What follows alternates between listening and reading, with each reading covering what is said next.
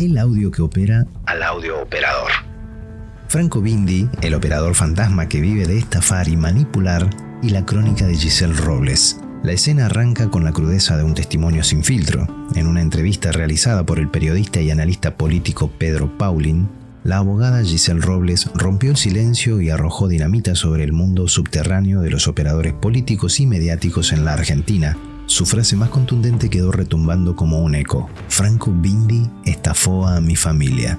Y ojo, no estamos hablando de un chismerío de sobremesa, son 25 minutos de confesiones donde se cruzan tarjetas de crédito familiares, operaciones mediáticas, vínculos con inteligencia y una diputada nacional que, según Robles, no es más que la vocera de su marido. Sí, estamos hablando de Marcela Pagano, la que en el Congreso apuntó contra Guillermo Francos con la teoría de la inteligencia paralela.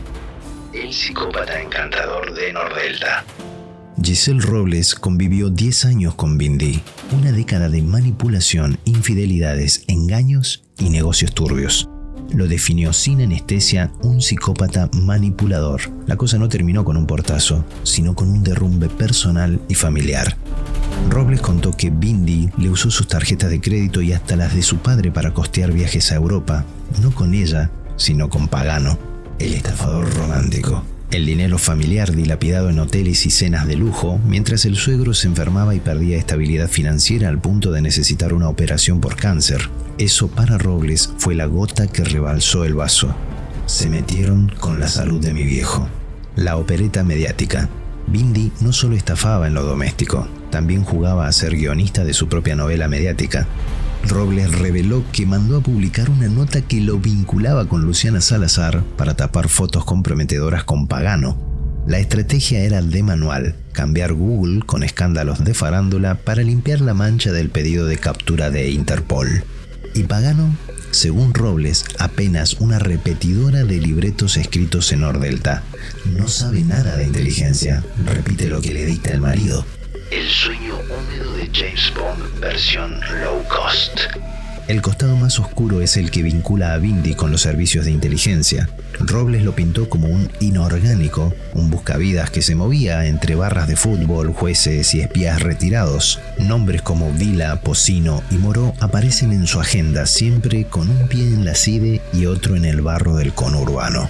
Ese operador en las sombras es el que terminó proyectando su influencia sobre el Congreso de la Nación gracias a Pagano. Cuando ella acusó a Francos de tener una CIDE paralela, Robles afirma que en realidad estaba leyendo un guión escrito en casa. Una tragicomedia criolla, la diputada vocera del marido estafador. El carnaval de operadores. Pedro Paulin no dejó escapar el detalle. Robles señaló directamente al streaming carnaval y a periodistas como Mauro Federico o Real como engranajes de la maquinaria. Lejos de informar, funcionarían como repetidores de operaciones armadas desde la inteligencia paralela que Bindi siempre quiso manejar.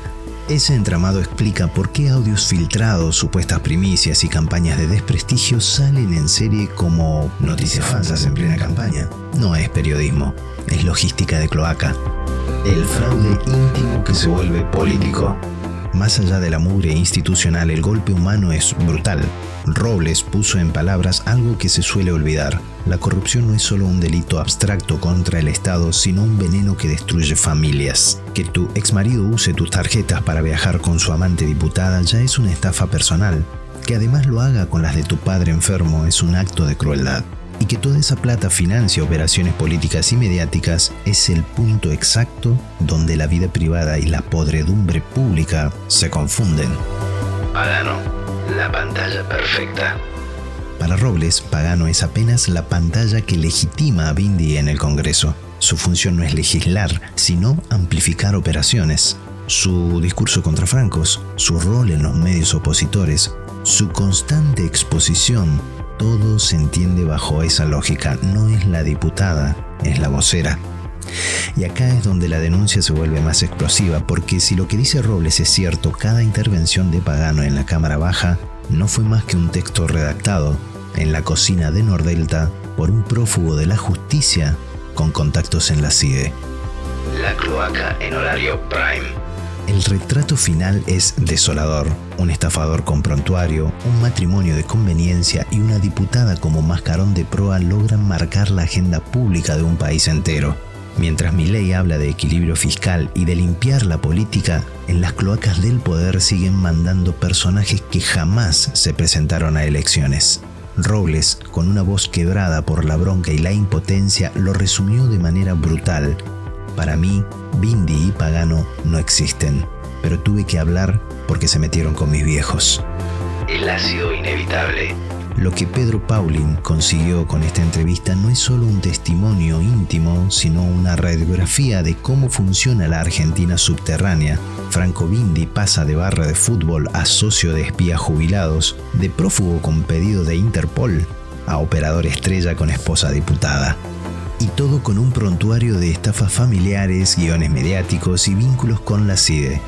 Pagano en esta película queda como la actriz secundaria que repite líneas sin entender la trama. Lo que duele de fondo es otra cosa. Mientras los argentinos discutimos inflación, tarifas y ajuste, hay un subsuelo de la política donde operadores de alcantarilla deciden quién habla, qué se publica y a quién se destruye. El relato liquidado. La exmujer de Bindi, más que por despecho, habló porque destruyeron la vida a sus viejos. Eso dejó de ser política y se convirtió en estafa pura. Y la pregunta final es obvia. ¿Hasta cuándo vamos a permitir que nos gobiernen desde las cloacas personajes que no existen en las urnas, pero que escriben los discursos que después se gritan en el Congreso? Realmente no quiero arruinar tu decepción, pero cuando vayas a votar, pensá en todo lo que la vieja política es capaz de destruir para conservar el poder.